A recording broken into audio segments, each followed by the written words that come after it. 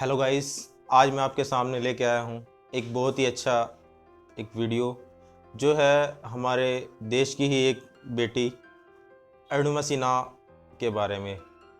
अरुणिमा सिन्हा जिसके बारे में आप जानते होंगे, जो लोग नहीं जानते मैं उनको बताना चाहता हूँ कि अरुणिमा सिन्हा ने क्या किया। इनकी एक स्टोरी है, बहुत ही अच्छी स्टोरी है, क्योंकि इन्होंने कभी हार नहीं मानी लाइफ में, किसी भी तरह से कभी हार नहीं मानी, ये हारे नहीं और इन्होंने वो किया जो कोई नहीं कर पाया।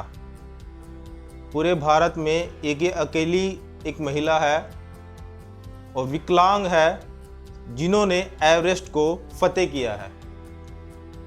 अब इन्होंने एवरेस्ट को कैसे फतेह किया और ये कैसे एवरेस्ट तक पहुंची, ये सब मैं आपको बताऊंगा कैसे हुआ। इनकी स्टोरी स्टार्ट होती है, इनका जन्म जो हुआ वो हुआ था उत्तर प्रदेश के सुल्तानपुर में। इनका जन्म हुआ 1988 में और ये राष्ट्रीय वॉलीबॉल प्लेयर भी रह चुकी हैं। और लेकिन इनका जो ये इंसिडेंट, इनके साथ एक इंसिडेंट हो गया था। इंसिडेंट कब हुआ? इनके साथ इंसिडेंट हुआ 11 अप्रैल 2011 को। 11 अप्रैल 2011 को ये पद्मावती एक्सप्रेस से लखनऊ से दिल्ली जा रही थी। तो उसी दौरान उस ट्रेन में कुछ शातिर अपराधी आ गए और इनके पास आए। इनके गले में एक गोल्ड चेन थी। उस गोल्ड चेन को उन्होंने देखा और देखने के बाद उसको खींचने लगे। लेकिन जो प्लेयर होता है ना, कहते हैं कि ये एक तो स्पोर्ट्स से थी, तो इनमें वो जज्बा था लड़ने का, तो इन्होंने आसानी से वो चेन खींचने नहीं दी।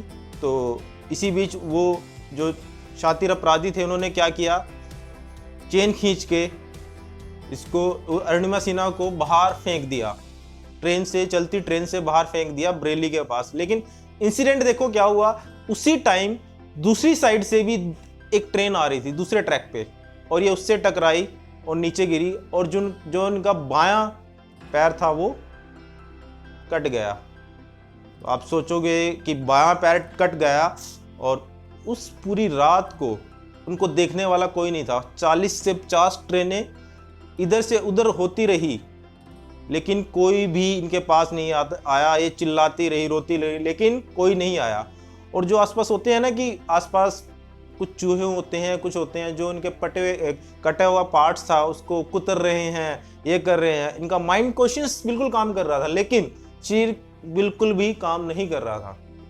अब सुबह हुई। सुबह होने के बाद हुआ क्या, इनको दिल्ली के एम्स हॉस्पिटल में ले जाया गया।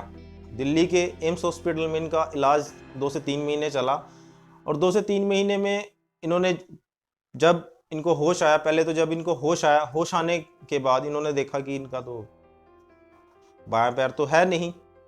सभी जो रिश्तेदार, सगे संबंधी सब सोचने लग गए कि अब तो ये कुछ नहीं कर पाएगी लाइफ में, कुछ नहीं कर सकती, क्या हो गया। और उधर से जो न्यूज़ चैनल वाले हैं, न्यूज़ चैनल वाले भी क्या दिखा रहे हैं, न्यूज़ चैनल वाले दिखा रहे हैं कि अरुणिमा सिन्हा के पास टिकट नहीं थी, उसने ट्रेन से बाहर छलांग लगा दी, ये है। सब कुछ अपोजिट चल रहा था, कुछ भी सही नहीं चल रहा था।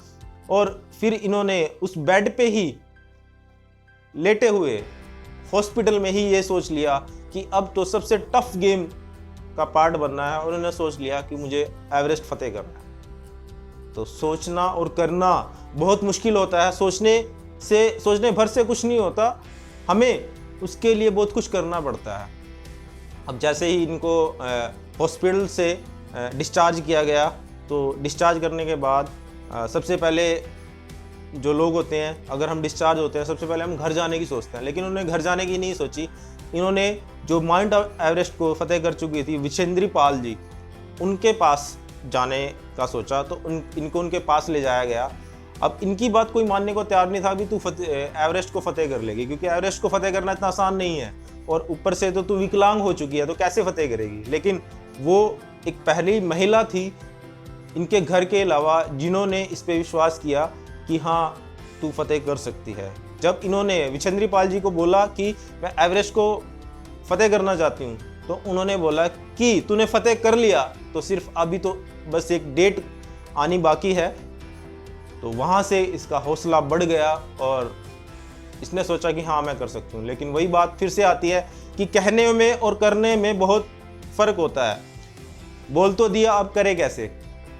तो फिर जब ये ठीक हुई थोड़ा, तो इन्होंने एक कैंप को ज्वाइन किया जहाँ पे माउंटेनिंग सिखाया जाता है।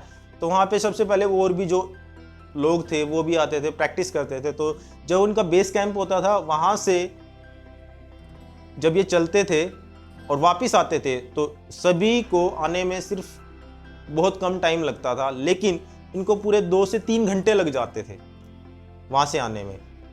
और जैसे ये पैर को, लेग को नीचे रखते थे, उनका ब्लड निकलना शुरू हो जाता था। मतलब बहुत ही तकलीफ होती थी।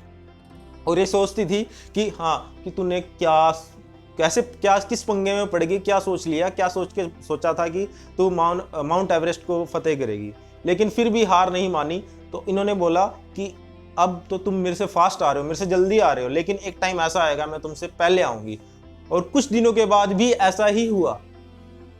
कुछ दिनों के बाद ये उन सब लोगों से पहले आना शुरू कर दिया, क्योंकि मन में एक आग लगी थी, एक फतेह करना था, कुछ करके दिखाना था। अब वही बात है, वहां पे सब कुछ तो कर लिया, लेकिन करने के बाद हुआ क्या? अब माउंट एवरेस्ट को फतेह करना है। फतेह करने के लिए करना क्या पड़ेगा? उसके लिए स्पॉन्सर भी चाहिए, पैसा भी चाहिए, सब कुछ चाहिए। और ऊपर से विकलांग, मौका मिलना बहुत मुश्किल।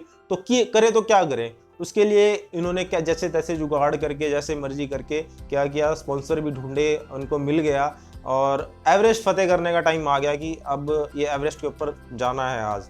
तो अब एवरेस्ट फतेह करने के लिए इनकी पूरी टीम होती है। तो टीम जब नीचे से ऊपर जा रही है तो क्या हुआ, एक उनमें होता है शेरपा होते हैं जो उनको रास्ता बताते हैं और ऊपर लेके जाते हैं कि यहाँ आगे जाना चाहिए, नहीं जाना चाहिए, क्या करना चाहिए। तो वहाँ पे हुआ क्या, जब ये नीचे से ऊपर जा रही थी तो हुआ, ये चल रहे हैं, ऊपर चल रहे हैं। पहली बात तो सबने मना किया कि मत जाओ, तुम नीचे ही रह जाओ, कोई बात नहीं, तुम यहाँ तक आई वही बहुत बड़ी बात है। लेकिन मन में फिर भी इनके एक ही आग लगी थी कि हाँ, मुझे तो एवरेस्ट को फतेह करना ही है, चाहे कुछ भी हो जाए, चाहे कुछ भी मुझे करना पड़े। तो हुआ क्या, ये चल रही है तो वहाँ पे एकदम से बहुत ज़्यादा हवाएं चलनी शुरू हो गई और तूफान आ गया। अब उसमें ऊपर जाना बहुत ज़्यादा रिस्की था। अब पहले तो पाँव भी आर्टिफिशियल है और ऊपर जा रहे हैं, ऊपर जाने के लिए करें तो करें क्या। तो उसके लिए इन्होंने सोचा कि चलो ऊपर चलते हैं। लेकिन जो इनकी टीम के बाकी जो जितने भी मेंबर्स थे वो सारे नीचे चले गए और ये फिर भी ऊपर जाने की सोच रही है। वहाँ देखा जो उनके शेरपा भी हैं वो बोल रहे हैं कि आओ अरुणिमा, चलो नीचे चलते हैं, ऊपर जाने का कोई फ़ायदा नहीं है, अब तूफान आ गया, ये अब बहुत ही रिस्की है ऊपर जाना।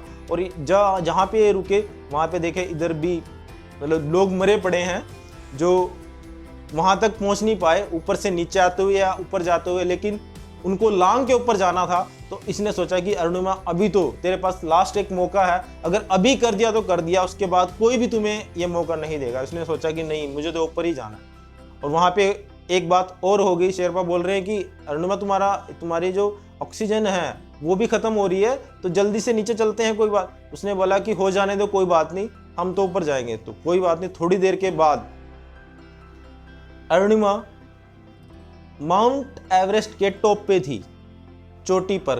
और वो क्या टाइम था, 21 मई 2013 को इसने माउंट एवरेस्ट को फतेह कर लिया। और माउंट एवरेस्ट की जो ऊंचाई है बहुत ही ज़्यादा है, उसको इसने अचीव किया, माउंट एवरेस्ट को फतेह कर लिया। और वहाँ पे हो क्या रहा है, देख रही है कि वहाँ पे और लोग भी हैं। तो अब शेरपा बोलते हैं कि चलो अरुणिमा नीचे चलते हैं, लेकिन अब ये बोलती है कि हाँ, अब ऊपर तो आ गए, ऊपर आने के बाद अब एकदम से नीचे जाएं तो किसी को पता कैसे चलेगा कि अरुणिमा ऊपर। इसने क्या किया, वहाँ पे भी मोबाइल निकाला, मोबाइल निकाल के वीडियो बनाना शुरू कर दिया, कैमरे से वीडियो बनाना, क्योंकि बैकअप लेके गई थी कि एक काम नहीं करेगा दूसरा काम करेगा, एक नहीं काम करेगा दूसरा काम करेगा। तो और शेरपा बोल रहे हैं तुझे वीडियो बनाने की सूझ रही है, मैं सोच रहा हूँ कि नीचे कैसे जाएंगे। लेकिन फिर भी इसने वीडियो बनाई और फिर 5 मिनट की 4 मिनट की वीडियो बनाने के बाद नीचे चलना शुरू किया। अब यहाँ पे हुआ क्या, अब नीचे तो चल दिए, इसके ऑक्सीजन खत्म होने लगी और कुछ देर बाद ऑक्सीजन खत्म हो गई। अब स्थिति गंभीर हो गई क्योंकि ऑक्सीजन खत्म है। अरुणिमा भी सोच रही है, चलो, उसने बोला कि जो मैंने वीडियो यहाँ पे बनाई थी शेरपा, ये दुनिया को दिखा देना, दुनिया को पता चल जाए कि हाँ, इस लड़की ने एवरेस्ट को फतेह कर लिया। तो उसी टाइम होता क्या है कि कहते हैं ना कि किस्मत भी उन्हीं का ही साथ देती है जिनके हौसलों में जान होती है। तो वहाँ पे ऊपर से कोई आ रहा था, उसके पास एक एक्स्ट्रा ऑक्सीजन सिलेंडर था, उसने उसको वहाँ फेंका और नीचे चला गया। तो अब शेरपा क्या करते हैं, फटाफट जाते हैं, उस सिलेंडर को उठाते हैं और उसको दे देते हैं और फिर बोलते हैं कि अरुणिमा तू कितनी खुशकिस्मत है कि तुझे यहाँ भी ऑक्सीजन मिल गई। लेकिन अरुणिमा बोलती है ये मेरी खुशकिस्मती नहीं है, भगवान भी चाहता है कि मैं यहाँ से एवरेस्ट फतेह करके नीचे जाऊं। तो वो नीचे जाती है, एवरेस्ट को फतेह करके नीचे पहुंच जाती है। अपने बेस कैंप में जब पहुंचती है, बेस कैंप में पहुंचने के बाद जब अंदर जाती है तो सभी सोचते हैं अरुणिमा तू जिंदा है, तू अभी जिंदा है, क्योंकि सबने सोच लिया था तो मर चुकी है। तो इसने लाइफ में बहुत कुछ किया अरुणिमा सिन्हा ने, जो सोचा। और जितने भी पीक हैं एवरेस्ट के साथ, जितने भी पीक हैं सभी को अचीव कर लिया है। जो कोई नहीं कर पाया अरुणिमा सिन्हा ने वो करके दिखाया बहुत अच्छे। क्योंकि मन में जो ठान ले, जो जिद होती है, अगर हमने मन में सोच लिया कि मुझे करना ही है तो वो हो जाता है। लेकिन अगर हमने मन, कहते हैं ना कि इंसान विकलांग शरीर से हो सकता है लेकिन दिमाग से नहीं, मन से नहीं होना चाहिए। अगर मन से विकलांग हो गया तो वो कुछ नहीं कर सकता। तो राइट नाउ दोस्तों, ये स्टोरी आपको कैसी लगी मुझे कमेंट्स में बताएं।